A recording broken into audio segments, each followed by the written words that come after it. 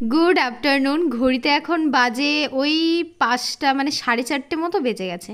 তো আমাদের টাইম দেওয়া ছিল 4টের সময় নাকি বরযাত্রী বেরোবে। তো আমার শাশুড়ি মা তো একদম আমাদের দুই জাকে একদম হুটোপাটা করে কোনো রকমে যাও যাও, বাস চলে এসছে, বাস চলে এসছে। তারপরে এসে দেখি এখনও বাস না। আমাদের গ্রামে আজকে দুটো বিয়ে ছিল, আরেকটা যে বিয়ে ছিল সেই বিয়ের বাস। আর আমার পুরো লুকটা তো আমি তোমাদেরকে দেখিয়ে দিলাম।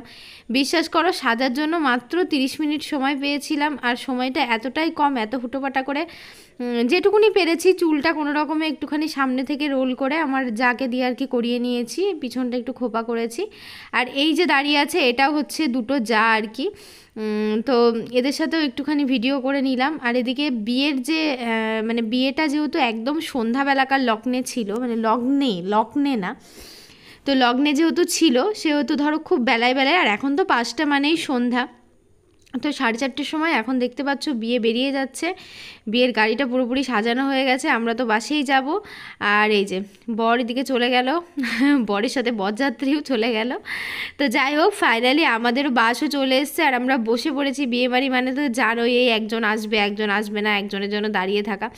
তো এরা দুই ভাই বোন মিলে আমাদের একদম সামনাসামনি, মানে ড্রাইভারের পিছনেই যে সিটটা থাকে সেটাতে বসেছে, আর আমরা একদমই সামনে বসেছি সোজাসুজি। আর আমাদের পুষ্কর বাবুর তো এত ঠান্ডা লেগে গেছে, এই ওয়েদারটা একটু বেশি ঠান্ডার, ওই জন্য বাচ্চাদের সবসময় একটু মানে গানে হাওয়া টাওয়া লাগলে না ঠান্ডা লেগে যাবে, তো সেই জন্য টুপিটা পরিয়ে দেওয়াই ভালো। আর তিধা তো একটু বড় হয়ে গেছে, মানে ওর 4টে ঠ্যাং গজিয়ে গেছে।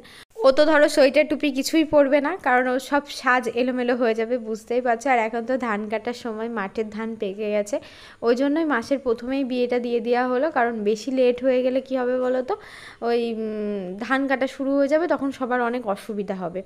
আর আমার শাড়িটা দেখে কেউ প্লিজ কমেন্ট করে বলো না যে আবার তুমি এই একটাই শাড়ি পরেছো। আমার ওই শাড়ি আর এই শাড়ি পুরোপুরি আলাদা, এটা আমি সেকেন্ড টাইম পরলাম। পুজোতে কিনেছি এবার শাড়িটা, খুবই সুন্দর, আমার খুবই ভালো লাগে। ক্যামেরায় হয়তো একরকম কালার লাগলেও কালারটা এক না, পুরো শাড়িটাই কিন্তু আলাদা। তোমাদেরকে বলছি, দশমীর দিন একমাত্র এই শাড়িটা আমি পরেছিলাম, আর এই আমার দেওরের বিয়েতে পরলাম, তাছাড়া কিন্তু আর পরিনি শাড়িটা। তো কেউ না জেনে ভুলভাল কমেন্ট করো না, আমার খারাপ লাগে। তো যাই হোক, বরযাত্রী আর বর দুটোই চলে এসেছে, আর বরকেও তোমাদেরকে দেখিয়ে দিলাম। আর আমাদের গ্রামের একটা ট্র্যাডিশনাল বলতে পারো, এই বাজনাগুলো না মানে আমার বিয়ের সময়ও আমার শ্বশুরবাড়ি থেকে নিয়ে যাওয়া হয়েছিল। হয়তো আমাদের ওখানকার মানুষ এই সব বাজনার সাথে একটু স্বাচ্ছন্দ্য বোধ না, মানে অতটা স্বাচ্ছন্দ্য মানে জানে না, তো ওই জন্য হয়তো একটু হাসাহাসি করে। কিন্তু এই বাজনাগুলো না আমাদের এখানকার ফেমাস, জানো তো, এখানকার বিয়েতে এই সব বাজনার প্রচলন। তো যেহেতু একটু ওরা একজনের উপরে একজনা উঠে খুব সুন্দর করে শোটা করছিল, তো আমি ভাবলাম যে তোমরাও অনেকে আছো, মানে বিশেষ বিশেষ জিনিসগুলো যেগুলো আমার একটু আনকমন লাগে, সেগুলো আমি তোমাদের সাথে একটু শেয়ার করার চেষ্টা করি। তো এই বাজনাটা কিন্তু খুবই সুন্দর, একটু সাউন্ড দিয়ে তোমরা শোনো।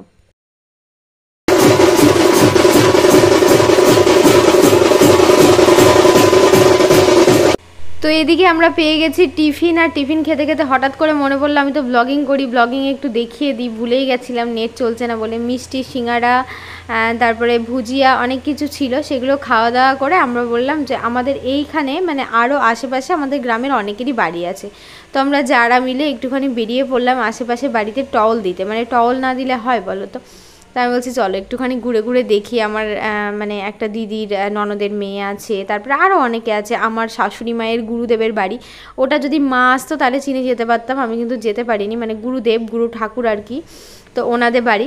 আমরাও একটু এদিক ওদিক ঘুরে নিলাম, মানে আশেপাশের বাড়িগুলো যাদের যাদের চিনি। তো চলো এবার আর একটা নতুন নিয়ম তোমাদেরকে দেখাই। আমার বাপের বাড়ির নিয়ম আমি আগেই বলেছি, আর শ্বশুরবাড়ির নিয়ম এখানে আকাশ পাতাল তফাৎ, কিছুই মেলে না। এই যে দেখতে পাচ্ছ, এগুলো হচ্ছে মেয়ের বাড়ির লোকজন। তো এরা এই একটা লাঠির ডগাতে কাপড় বেঁধেছে, তার মধ্যে শুকনো লঙ্কা আর কি দিয়েছে, দিয়ে এই যে আগুন ধরাচ্ছে, একটা ঝাঁঝ গন্ধ আসবে, এইগুলো নিয়ে এখন বরের চারিদিকে ঘুরবে সবাই মিলে। আর এই যে পুড়ে যে কালোটা হবে, মানে এই ন্যাকড়াটা পুড়ে গেলে তো এই জিনিসটা তো কালো হয়ে যাবে, তখন সেইটা নিয়ে বরের গালে লাগাবে। মানে এটা কোনো কথার কথা? বিয়ের দিন এত সুন্দর সেজে গুজে কত মানুষ আছে মেকআপ করে, বেশ ভালো করে ফেসিয়াল করে মেকআপ টেকআপ করে আসবে, আর এরকম করে এই দেখো ঘুরাচ্ছে। তো ওটা চারিদিকে, ওই ভিডিওটা না এত ভিড় আর এত লোকজনের চাপ আমি করতে পারিনি।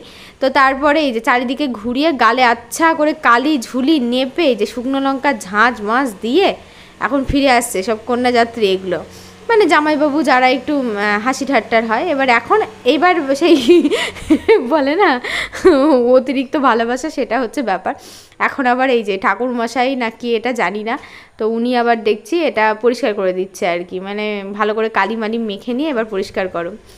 আর এইবার হচ্ছে মেয়েকে নিয়ে যাওয়া হবে আর কি বরণ না, মানে এই 7 পাকে ঘোরা, মালা বদল, এইগুলো যে রিচুয়ালগুলো থাকে আর কি, সেগুলো করার জন্য। তো বের করছে, আমি আবার মাঝখান থেকে একটুখানি ক্যামেরাটা অন করে ভিডিও করে নিলাম। আর আমার মেয়ে তো এত পরিমাণে জ্বালাচ্ছে কি বলবো, মানে ওর জন্য আমার আর কি ভিডিও করতে ইচ্ছে করছে না।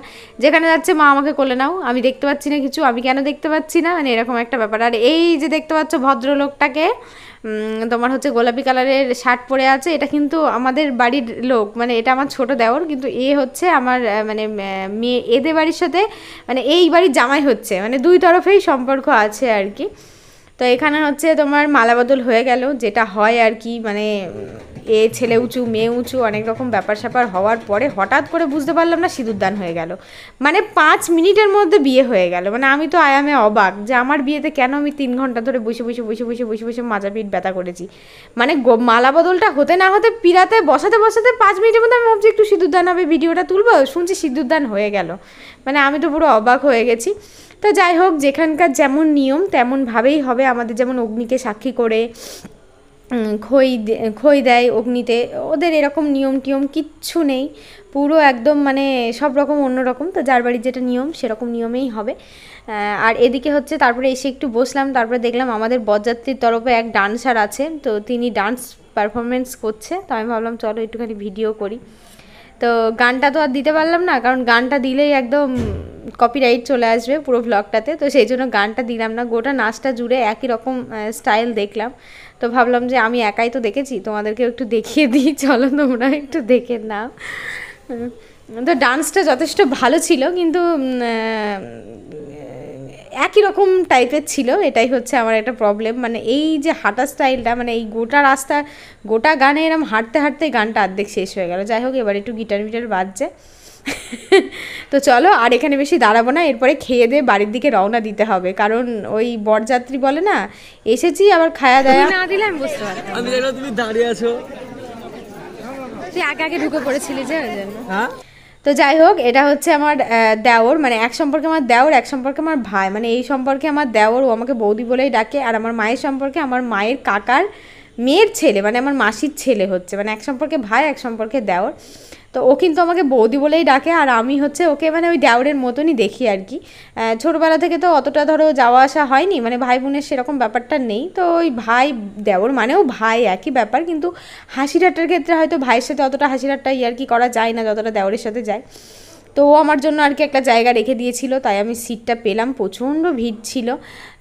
আর এদিকে ধরো আমাদের কন্যাযাত্রী খেতেও বসে গেছে, মানে না বসলে আবার ওদিকে গিয়ে বাসে জায়গা পাবো না, ওটা আবার আরেকটা চিন্তা। তো প্রথমে একটা গরম গরম বেগনি দিল, লেবুর রস টিপে তো খেয়ে নিলাম, দেখতেই পেলে বেগনিটা।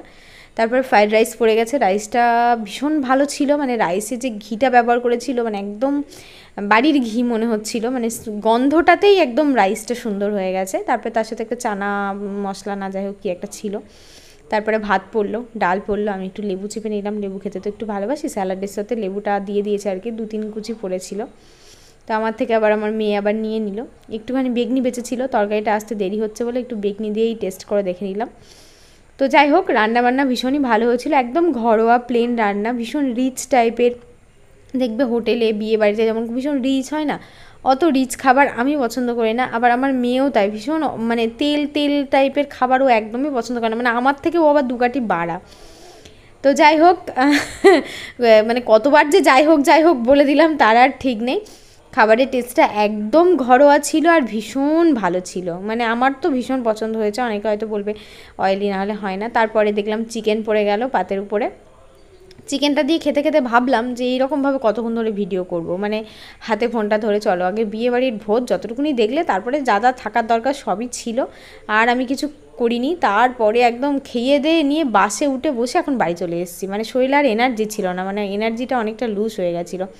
এখন সমস্ত কিছু খুলে টুলে গয়না গাটি চেঞ্জ করে এই যে তোমাদেরকে এই যে দেখাতে বসলাম, এই ভুজিয়াটা, এই যে দেখছো পনির ভুজিয়া, এটা এত টেস্টি, এটা আমাদের টিফিনে দিয়েছিল, আমার না বেশ ভালো লাগলো। আমি না এইসব জিনিস খেতে খুব একটা ভালোবাসি না, কিন্তু এটা একদম অন্য রকমের একটা খাবার। 5 টাকা প্রাইস লেখা আছে, কিন্তু বিশ্বাস করো মানে ভুজিয়াটা এত সুন্দর টেস্টি আর এত খেতে ভালো, ভাবলাম তোমাদেরকে একটু দেখাই। তোমরা এই ভুজিয়া কোনো দিন খেয়েছো? যদি না খাও, আমি কোনো দিন খাইনি, ফার্স্ট টাইম খেলাম, ভীষণ ভালো লেগেছে। আর ব্লগটা কেমন লাগলো অবশ্যই কমেন্টে বলো, ভালো লাগলে লাইক কমেন্ট শেয়ার সাবস্ক্রাইব।